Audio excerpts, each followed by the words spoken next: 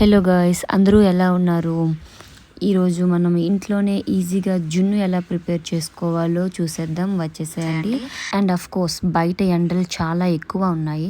So అందరూ sun screen use చేయండి and sun glasses పెట్టుకోండి. మ్యాక్సిమం ఇంట్లోనే ఉండడానికి ట్రై చేయండి.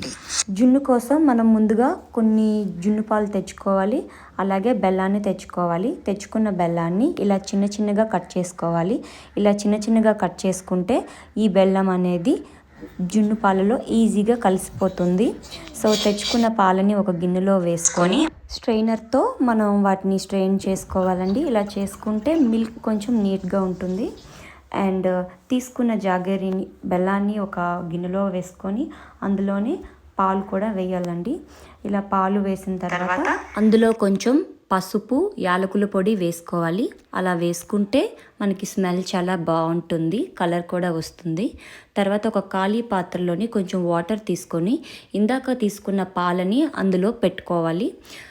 ఇప్పుడు ఇది స్టవ్ మీద పెట్టుకోవడానికి రెడీ అయిపోయినట్టే. సో మనం స్టవ్ ఆన్ చేసుకొని దాని మీద ఈ పాత్రని పెట్టుకోవాలండి. పెట్టుకున్న తర్వాత దాని మీద మూత పెట్టుకోవాలి. మూత పెట్టుకుంటే మనకి జున్ను ఎర్లీగా అయిపోతుంది. సో ఇక్కడ చూసారు కదా, హై ఫ్లేమ్లో పెట్టడం వల్ల ఆవిరి ఎంత బాగా తగులుతుందో. సో నేను ఈ జున్నుని ముందు రోజు నైట్ ప్రిపేర్ చేసి స్టవ్ ఆఫ్ చేసి నైట్ అంతా జున్నును అలానే వదిలేసి మార్నింగ్ తీసి చూశానండి. ఇది ఆప్షనల్, మీకు వెంటనే కావాలంటే ఒక 1-2 అవర్స్ తర్వాత తీసుకోవచ్చు. చూసారు కదా జున్ను ఎంత ఫ్లఫీగా వచ్చిందో. మీరు కూడా ట్రై చేసి నాకు ఎలా వచ్చిందో కామెంట్ సెక్షన్లో కామెంట్ చేసి చెప్పండి.